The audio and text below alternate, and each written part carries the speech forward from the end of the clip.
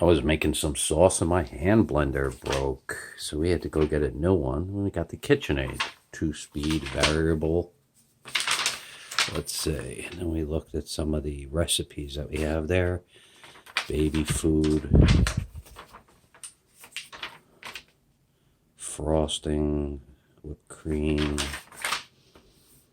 Looks like a Martha Stewart recipe book.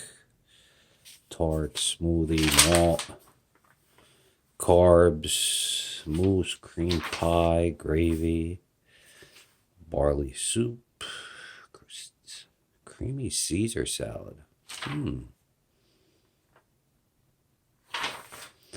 White bean dip, guacamole.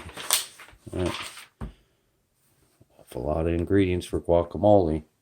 Well, obviously, KitchenAid, whoever did the recipes, watches a lot of Martha Stewart.